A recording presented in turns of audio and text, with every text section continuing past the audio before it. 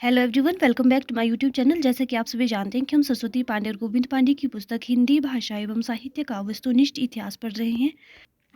पिछली वीडियो में हमने सूर्यकांत त्रिपाठी निराला जी को पढ़ा है। अगर आपने पिछली वीडियो नहीं देखी है तो आप चैनल पर जाकर वीडियो देख सकते हैं, और अगर आपको मेरी वीडियो अच्छी लगती है तो वीडियो को लाइक करें, चैनल को सब्सक्राइब करें। आज हम पढ़ेंगे प्रकृति के सुकुमार कवि सुमित्रानंदन पंत जी का संक्षिप्त जीवन वृत्त। चलिए वीडियो को शुरू करते हैं। प्रकृति के सुकुमार कवि सुमित्रानंदन पंत। यहाँ से कई बार प्रश्न पूछा जाता है कि प्रकृति के सुकुमार कवि किसे कहा जाता है, तो सुमित्रानंदन पंत को कहा जाता है। आपको ध्यान रखना है। इनका जन्म 1900 में हुआ था। इनकी मृत्यु 1977 ईस्वी को हुई। इनका जन्म स्थान कौशानी माना जाता है, अल्मोड़ा। इनका जो मृत्यु स्थान है वो है इलाहाबाद। इनका जो बाल्य नाम है वो है गुसाई दत्त। प्रथम कविता इनकी है गिरजे का घंटा 1916 ईस्वी। तो आगे देखते हैं इनके काव्य। सुमित्रानंदन पंत के काव्य को विद्वानों ने 4 चरणों में बांटा है, जो निम्न है। सबसे पहले आता है छायावादी। छायावादी के अंतर्गत है उच्छ्वास, ग्रंथि, वीणा, पल्लव, गुंजन। ये आते हैं छायावाद के अंतर्गत। आगे देखते हैं प्रगतिवाद। प्रगतिवाद में है युगांत, युगवाणी, ग्राम्य। उसके बाद है अंतश्चेतनावादी। इसमें है स्वर्ण किरण, स्वर्णधूलि, युगपथ। उसके बाद है नवमानवतावादी। इसमें है उत्तरा, कला और बूढ़ा चांद। महत्वपूर्ण है इनकी ये अतिमा, लोकायतन और चिदंबरा। आगे देखते हैं सुमित्रानंदन पंत की प्रथम छायावादी रचना उच्छ्वास है। कौन सी है प्रथम छायावादी रचना? इनकी उच्छ्वास है। तथा अंतिम छायावादी रचना गुंजन है। ध्यान रखना है कौन सी प्रथम है और कौन सी अंतिम है। सुमित्रानंदन पंत ने लोकायतन नामक महाकाव्य महात्मा गांधी के जीवन पर लिखा है। प्रश्न बन सकता है कि सुमित्रानंदन पंत ने कौन सा महाकाव्य महात्मा गांधी के जीवन पर लिखा है, तो वो होगा लोकायतन। सुमित्रानंदन की महत्वपूर्ण कविताओं का संकलन चिदंबरा शीर्षक से प्रकाशित है।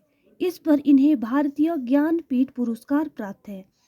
यहाँ से भी प्रश्न बनता है कि सुमित्रानंदन पंत जी को किस रचना पर भारतीय ज्ञानपीठ पुरस्कार प्राप्त हुआ है, तो ये हुआ है चिदंबरा पर।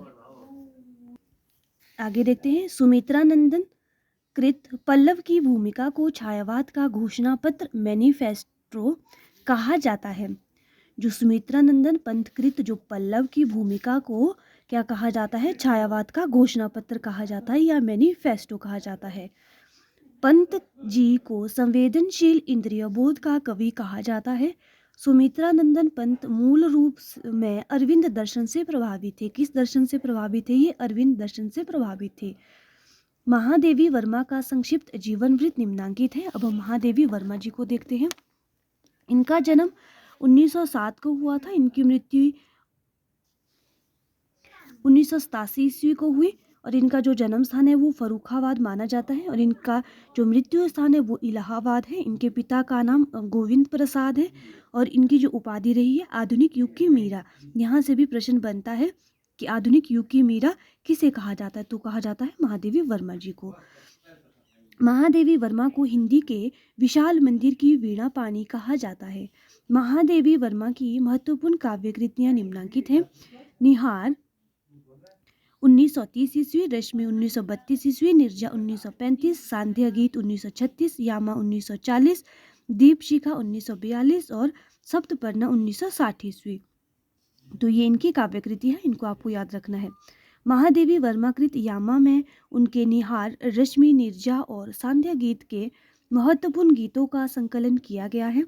यामा पर महादेवी वर्मा को भारतीय ज्ञानपीठ पुरस्कार प्राप्त हुआ है। ध्यान रखना है किस रचना पर महादेवी वर्मा को भारतीय ज्ञानपीठ पुरस्कार प्राप्त हुआ है, वो है यामा। महादेवी वर्मा कृत सप्तपर्णा में ऋग्वेद के मंत्रों का हिंदी काव्य अनुवाद संकलित है। अयोध्या सिंह उपाध्याय हरिऔध ने महादेवी के प्रथम काव्य संकलन निहार की भूमिका सन 1930 ईस्वी में लिखी थी। महादेवी वर्मा की ब्रजभाषा और आरंभिक खड़ी बोली की कविताओं का संकलन सन 1984 ईस्वी में प्रथम आयाम शीर्षक से प्रकाशित हुआ। महात्मा महादेवी वर्मा को बौद्ध दर्शन से प्रभावित रहस्यवादी कवित्री के रूप में स्वीकार किया जाता है। किस दर्शन से ये प्रभावित रही हैं? बौद्ध दर्शन से। इनका सर्वाधिक प्रिय प्रतीक दीपक और बादल है। आज हम इतना ही पढ़ेंगे। वीडियो अच्छी लगी वीडियो को लाइक करें, चैनल को सब्सक्राइब करें।